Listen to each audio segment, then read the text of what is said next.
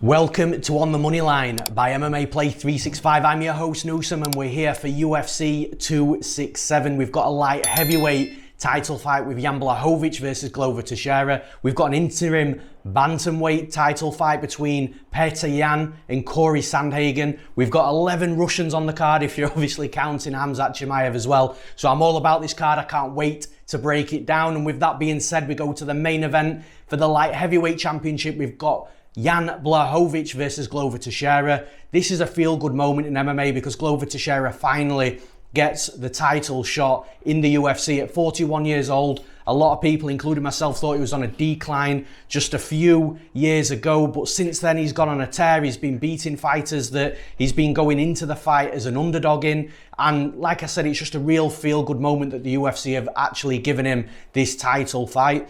And just staying on the positive vibes with Teixeira, I feel that the betting line is way too wide here. I think it should be closer, it should be shorter. Teixeira does have a path to victory, but it is a bit of a small path to victory. I do feel that he's going to struggle for the most part in this fight, even though, like I said, I think the line should be shorter. I do feel that Jan Blachowicz has got a striking advantage in this fight from a technical standpoint. A power standpoint, I feel that they're both sort of on the same level in power, but I feel Jan Blachowicz is the better striker. In regards to the wrestling, both offensively and defensively, again, both fighters are really close, but I just struggle to see Jan Blachowicz giving up too many takedowns to Glover Teixeira, which is where Teixeira really needs to try and take this fight. I think if Teixeira stays on the feet, I think he does get just outclassed a little bit. You know, we saw what Blachowicz did to Oezdemir, who's a world-class striker. I do feel that Blachowicz will beat Teixeira on the feet. But Teixeira, like I said, he's got to get that wrestling going. He's got to get down to the mat. If he can get on top of Jan Blachowicz, I do think that he's going to give Blachowicz some problems. I do think he could be a bit of a nightmare on top, but then that takes you back to the defensive jiu-jitsu of Jan Blachowicz, who is a legit BJJ black belt himself. So I don't think he's going to get rolled all over. I just feel that Blachowicz is going to have most bases covered in this fight, enough bases for him to get his arm raised. I'm picking Jan Blachowicz to remain the UFC light heavyweight champion. And then we move in to the co-main event, the interim bantamweight title fight. This is supposed to have been a bantamweight title fight between Aljamain Sterling and Petr, that rematch after all that controversy last time out. Unfortunately, Sterling has had to pull out with an injury. So in steps the Sandman, Cory Sandhagen, for the interim title fight. And again, just running off the current theme of lines being too wide, I think the betting line here is too wide again. Now, I'm not saying that this is going to be an easy fight for Sandhagen. It's not. I just feel that the betting line should be much shorter. Sandhagen, I feel, is going to pose a lot of problems for Petr Yan's style in regards to Sandhagen's height, his reach, his length. He fights long. He can fight on the outside. He can come inside and brawl. We saw what he did against John Lineker. He was comfortable in that fight, fighting against the small powerhouse that just threw boxing combinations in the pocket to the body and head, which is what Petr Yan's about. Now, obviously, Petr Yan's a much better fighter than John Lineker, so Sandhagen has got to be careful that he doesn't stay inside of boxing range for too long, but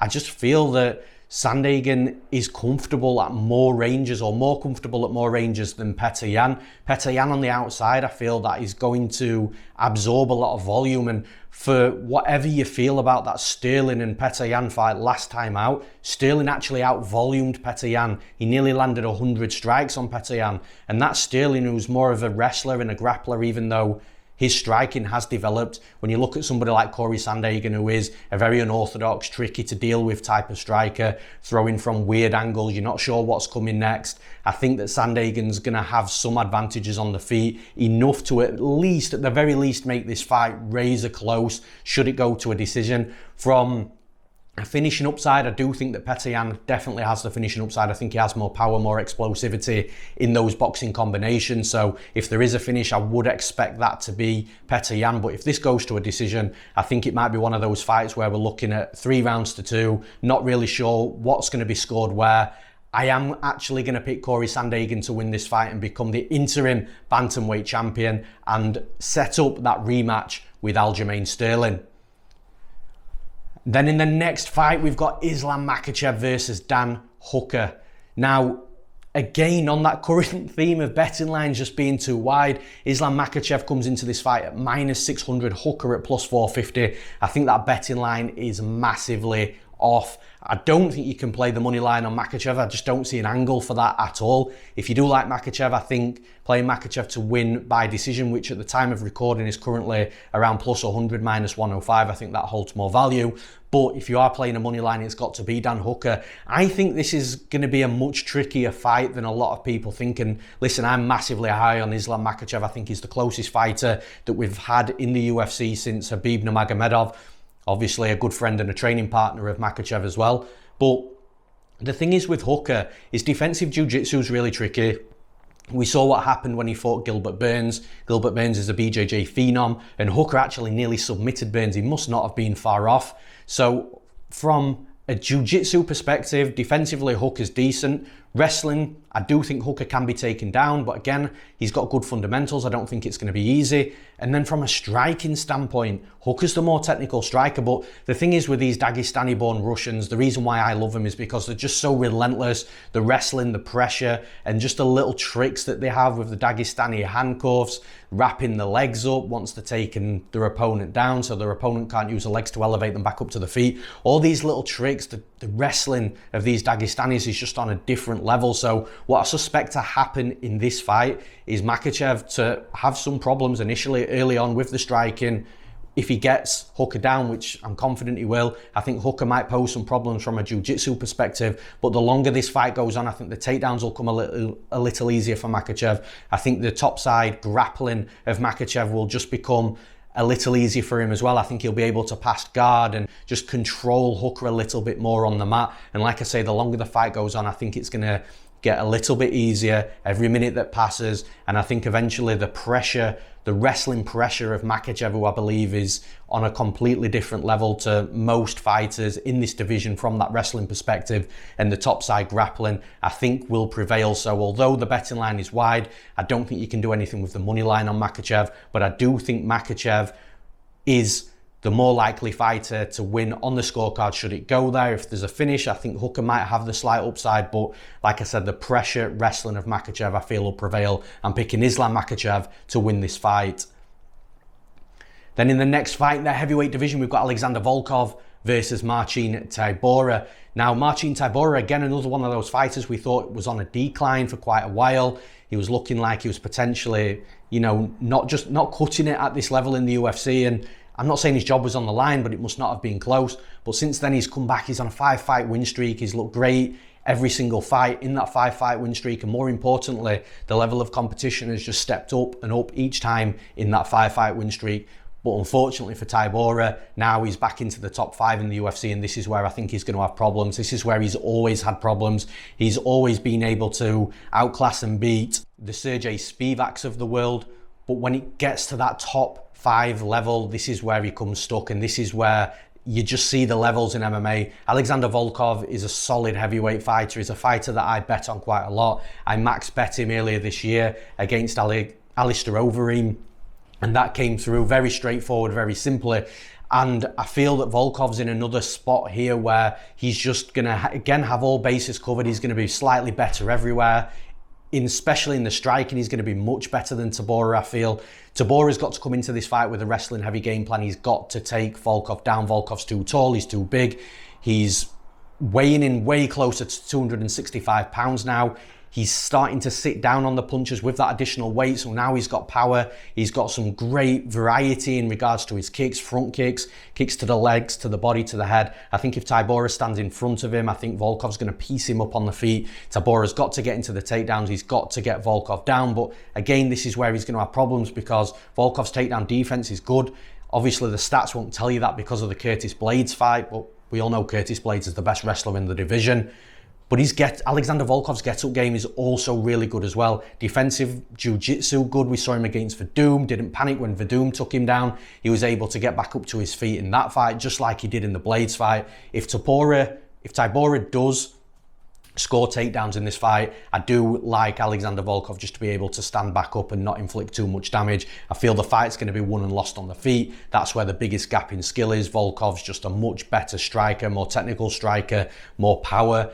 And that's where I feel the fight's going to be won and lost on the feet. Because of that, I'm picking Alexander Volkov to win this fight.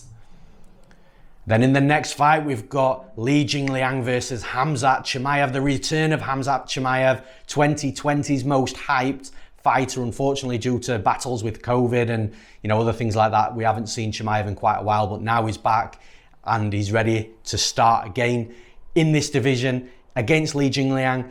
The one thing I will say from Chimaev's perspective, again, everybody that knows me and has watched the breakdowns knows how much I love Khamzat Chimaev. He's a good dude as well. I've spent some time with him in Sweden, but he's got to be careful of the power of Li Jingliang. We saw what Jingliang did against Santiago Ponzinibbio. He knocked him out cold. Li Jingliang was a big underdog in that fight as well, not as big as an underdog as he is in this fight. So Chimaev has got to respect the power of Li Jingliang. But with that being said, Chimaev's got power himself. He's comfortable exchanging punches. We saw what he did to Gerald Meerschaert. If you go back and watch his Brave fights, he's got power in his hands. And like I say, he doesn't shy away and he doesn't sort of get disorientated when he's inside of boxing range, exchanging combinations and punches. But it's the wrestling and grappling that's going to get the job done for Chimaev here. He's a beast wrestler. He's one of those fighters as well on the mat. He's totally position over submission. He just gets himself not only in a comfortable position for himself, but a position where his opponent's going to struggle to react or do anything off their back. And that allows Chimaev to start landing the ground and pound, looking for submissions. There's a reason why a lot of the team around him called him Khabib 2.0 before he came into the UFC, because he's got such a similar style. And he's one of those fighters where you don't know whether he's going to finish his opponent via ground and pound or just find a submission and choke his opponent out. Again, a lot like Khabib as well. I think Chimaev might have some moments here where he's risking it a little too much on the feet and Li Jingliang might start landing some good punches, but the second that happens, I feel that Chimaev's just going to get his wrestling game going, take Li Jingliang down. Li Jingliang can be taken down.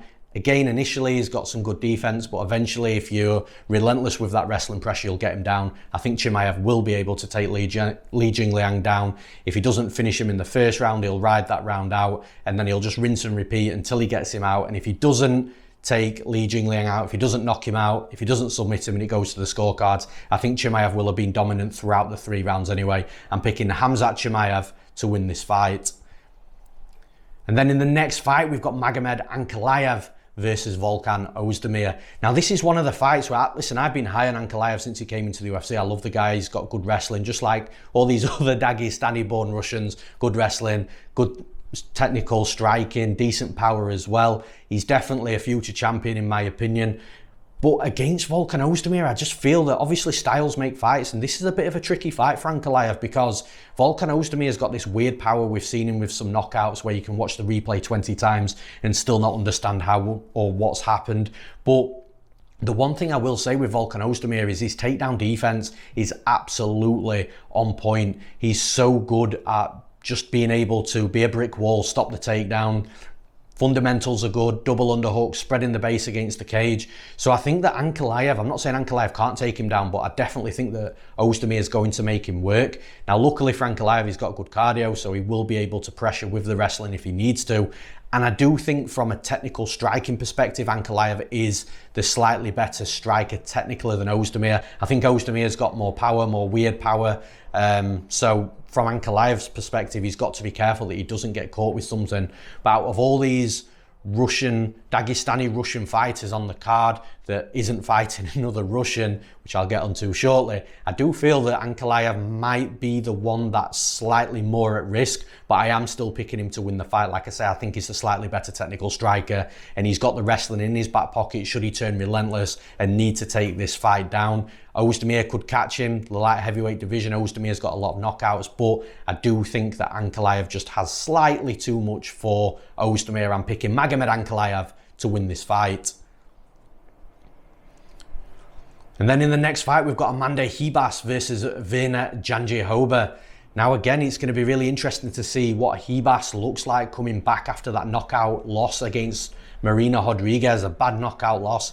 And on the flip side, Jandiroba has just been looking really, really good lately. Last time out, her striking looked like it had leveled up. And her base is Brazilian Jiu-Jitsu, the same as Ribas, which is going to make any grappling exchanges really interested in this fight. But I feel that Jandiroba is probably going to be the better topside grappler in this fight. I think she's the better scrambler as well. If Ribas gets on top, she's got to settle Jandiroba. If she doesn't settle her, then Jandiroba is going to be able to find holes. She's going to be able to find some sweeps and create a scramble, get back into an advantageous position herself. Virna Jandiroba is just going to be really difficult for Ribas to deal with on the mat, in my opinion. But time and time again, we do see two good grapplers come into the cage and then they just end up being a 15-minute kickboxing fight. If that happens, I think the fight's going to be really close. Jandiroba's the underdog. I feel that the betting line should be a lot shorter here. I think it should be much closer to a pick'em. Like I said, Jandiroba's leveling up with the striking. She's dangerous on the mat. She can definitely at least match Ribas on the mat, potentially even better her. So I am picking Virna Jandiroba to win this fight. And in the next fight, we've got Zubaira Tukhugov versus Ricardo Ramos. A really fun fight here. I think there's going to be a lot of fun scrambles. Obviously, Tukhugov is the Russian. He likes to wrestle, though he didn't wrestle last time out against Dawoodu, which was really disappointing. You know, I expected Tukhugov to go in there and really wrestle. He didn't, so I feel that in this fight, he's going to learn from those mistakes and he's going to come out wrestling. But Ricardo Ramos has got decent BJJ. He's got good scrambles. Once the fight hits the mat with Ricardo Ramos, he just starts going at 100 miles an hour and you will see crazy scrambles, submission attempts, a lot of fun stuff on the mat from Ramos. So Tukhugov's got to be careful of potentially getting caught in something or being swept and reversed. But ultimately, I feel that this fight is going to be won and lost within that wrestling and grappling realm. And I just think Tukhugov's just going to get the better of Ramos. Tukhugov's the better wrestler. Tukhugov is much heavier on top. So although Ramos will be tricky to deal with initially, I think that Ramos might potentially blow that gas tank a little bit early in the fight if he's scrambling too hard and trying too hard to get back to his feet. And again, I think it's going to be one of these fights, like I said with Makhachev earlier, that the longer this fight goes, I think the more comfortable it's going to get for Tukhugov. I think from a striking perspective, Ricardo Ramos is probably the more technical striker, but Tukhugov's the more efficient striker with the forward pressure, the combinations, and just throwing power, backing his opponent up. That's going to be more efficient for Tukhugov. And like I said, I think that he's going to have a lot of bases covered in this fight. The longer the fight goes on, it favours Tukhugov. I'm picking Zubaira Tukhugov to win this fight. And in the next fight, we've got the newcomer Albert Duraev versus Roman Kopylov. Two Russians fighting each other here, but two completely different type of Russians. You've got Albert Duraev, who's that pressure wrestler, slick grappling, and then you've got Roman Kopylov on the other side, who is definitely more of a striker, a kickboxer, more methodical. Now, I think this is a really tough fight for Kopylov, because for as good as Kopylov is on the feet, he can strike well moving forwards and backwards, especially the backwards is a good trait to have in MMA. The thing is with Duraev can strike as well, and he reminds me a lot of PFL's Movlid Khaybulaev, who again is a good boxer, good forward pressure, good combinations, power in both hands, and then he's got that good wrestling and heavy top game along with slick grappling as well. Like if you watch Duraev before he grapples and then watch him after he starts grappling and scrambling, you'll be absolutely shocked, because he just doesn't look like the type of fighter that's that positionally strong. But he really is. When this fight gets to the mat, if Kopylov's trying to escape or turn to his back, trying to sweep, reverse, or create a scramble, Duraev just follows his opponents really well during the transitions, during the scrambles, and basically follows the transitions and just ends up in a better position himself. That's going to be a problem for Kopylov. I think that Duraev's got two options here. Kopylov backs up easily, so Duraev can put that forward pressure on, land some hard shots, power in his left hand, power in his right hand, switch his stances as well, can fight well in both stances. I think Duraev's going to have some advantages on the feet. I think he's going to be more efficient and land harder shots. But when the wrestling and grappling starts, I think Kopylov's going to have trouble. I think Duraev can beat Kopylov on the feet. I think Duraev can beat Kopylov on the mat with the wrestling and grappling as well. For that reason, I'm picking Albert Duraev to win this fight. Then in the next fight, we've got Elizeu Zaleski dos Santos versus Benoit Saint-Denis, the newcomer. Now, Zaleski dos Santos is obviously a veteran. Saint-Denis is more of a fighter that's up and coming. He's come from Brave. He's got an 8-1 record. So he's going to be developing, and I love this Saint-Denis kid. He's 25 years old. I think he's going to have a really bright future in the UFC. Is going to be a problem for a lot of fighters. When you watch his style, he does have that nightmare type of style that is going to cause problems going forwards for his opponents. But right now in this spot, I do feel like it's one of those fights where it could just be a little too much too soon for Benoit Saint-Denis. Obviously, he was never going to turn a UFC debut down, especially against Zaleski dos Santos as well. And like I say, I think it's going to be a bit too much too soon. I think Dos Santos is going to be a veteran in this fight. I think he's going to use his experience, his fight IQ. He's a kickboxer on the feet. So I feel that Saint-Denis at times is going to get lit up in this fight with that striking of Dos Santos that will mix things up. Now, where Saint-Denis could try and really exploit Zaleski is by taking him down, trying to shoot takedowns, getting on top. But again, it just appears at the minute Saint-Denis can leave some holes on the mat where he can be reversed. If his opponents create scrambles, they can get on top of him. And like I said, Zaleski dos Santos is just covered right there because he's a BJJ black belt himself. He's decent on the mat. I do think that Benoit Saint-Denis is going to have his moments, but ultimately I think Zaleski dos Santos is going to be the slightly better striker. I think he's going to be able to handle Saint-Denis from a wrestling perspective. If it does hit the mat, I think that the BJJ of Zaleski as well is going to give him a slight edge in this fight.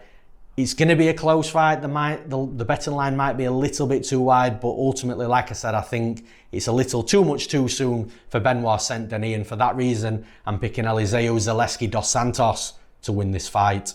And then in the next fight, we've got Michal Oleksiejczuk versus Shamil Khamzatov.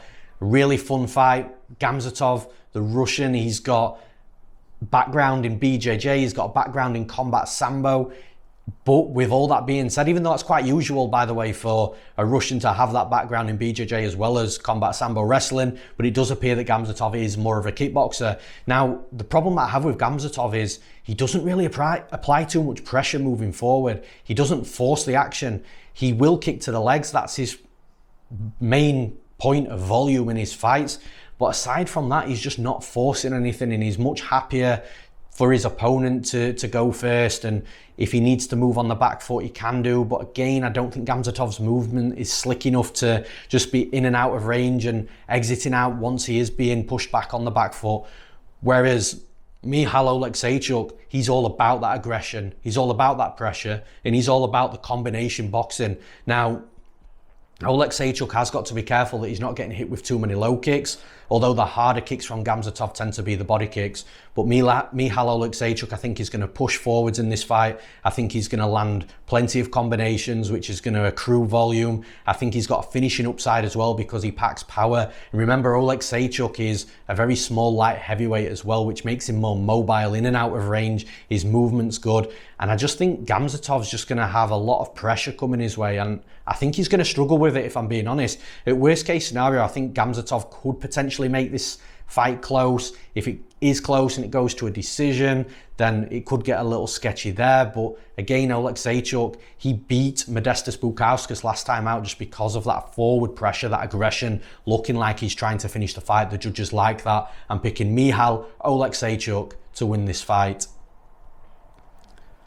Then in the next fight, we've got Makwan Amirkhani versus Lerone Murphy. Another fight where I think the betting line is just way too wide here. Murphy's a big favourite. I get why he's the favourite, but he shouldn't be this big of a favourite.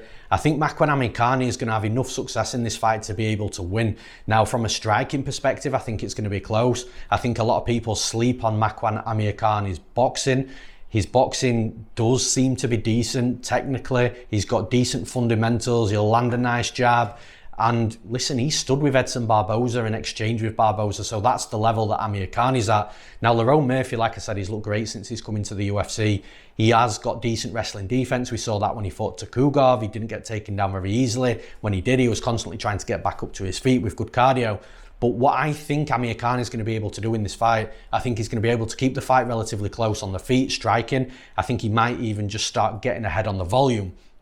But I think Amir Khan is going to be able to start shooting takedowns against Murphy, and he might not get Murphy down on the first attempt, the second attempt, but if he's even half completing these takedowns, he could potentially latch onto the neck of Murphy whilst Murphy's trying to scramble or get back up to his feet. The same as if he does fully complete a takedown. If Murphy uses the cage to start standing back up, Makwan Amirkhani has got serious front chokes, anaconda chokes, Darce chokes, and normally once Amirkhani locks those in, that's his specialty move.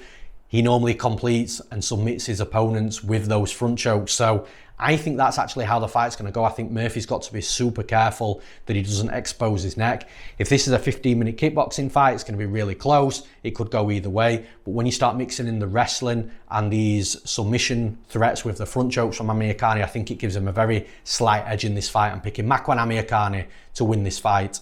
And in the next fight, we've got Hugh Yaozong versus Andrei Petroski. Now, Andrei Petroski is coming to this fight on short notice. Hugh Yaozong was supposed to fight Alan Abadovsky, who was pulled out.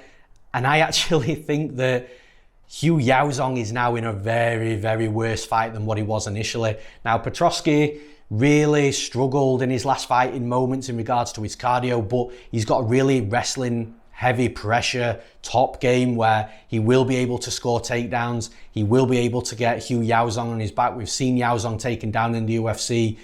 I don't think he's got the best takedown defense fundamentals. So like I said, Petroski is a really good wrestler. I think he's going to be able to get in on single leg, double leg. He likes to chain wrestle as well. His boxing is okay. He loads up a little bit too much in regards to trying to throw power punches.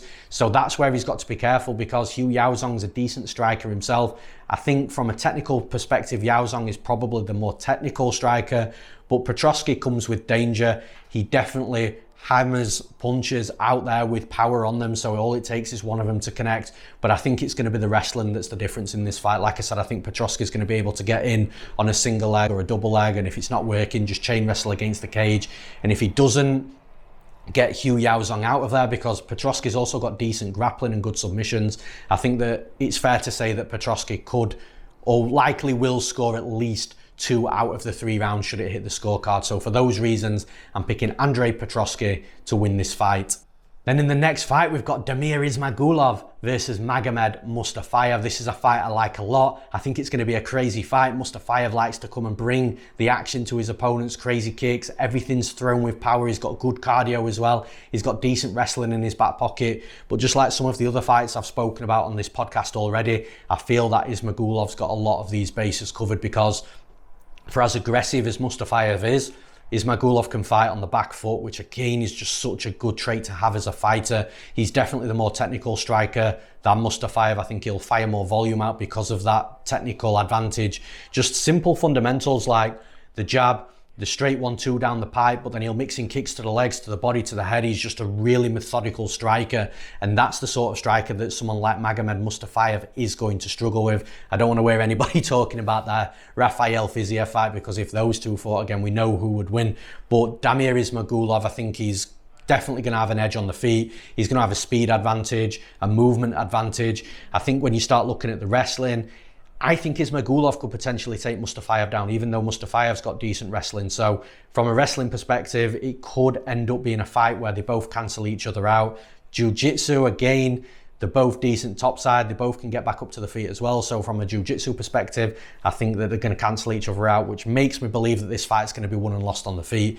And for me, I don't think you can look past Damir Ismagulov. I think he's just a level above in regards to the technical, methodical striking with the speed and movement advantages that he's going to have as well. I'm picking Damir Ismagulov to win this fight. And in the final fight of the podcast, we've got Tagir Ulanbekov versus Alan Nascimento.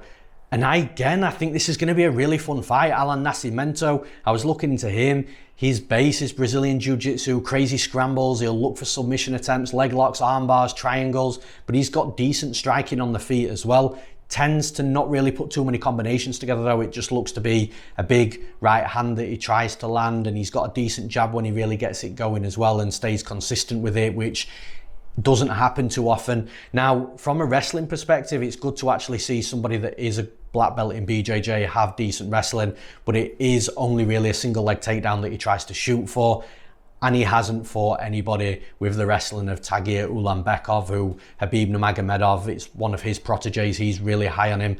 Tagir Ulanbekov is the full package for me. His boxing's good, he doesn't overload on his punches. The only concern I have is that he can be a little bit hittable. He's got to be careful of that, but he's also got a granite chin. We saw Bruno Silva hit him numerous times with big punches, and since that fight we now know the power that Bruno Silva possesses. So Tagir Ulanbekov is durable. He's got good boxing, better fundamental boxing than Alan Nascimento. So on the feet, I think Ulanbekov is going to have some advantages. He's going to get hit as well.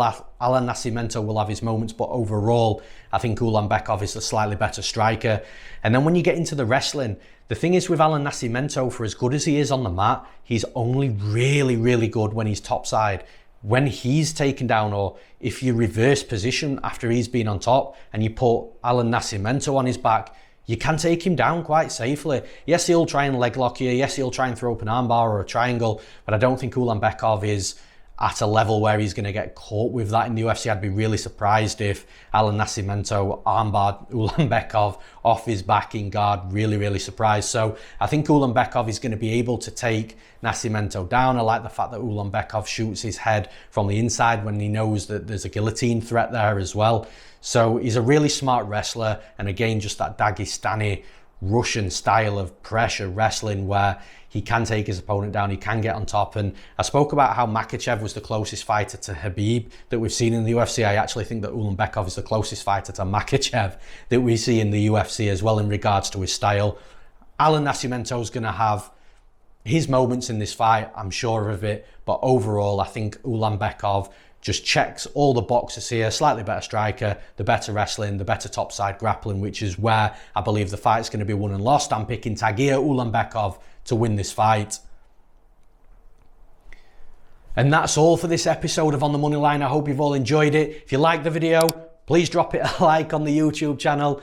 If you want to comment, discuss fights, comment and discuss fights as well. If I've ever helped you with my analysis, with my predictions, winning money, please subscribe to the channel. Also, we're trying to get to 1,000 subscriptions, so that'll really help. Aside from that, I hope you all enjoy Fight Island back in Abu Dhabi. I can't wait, and we'll see you next week.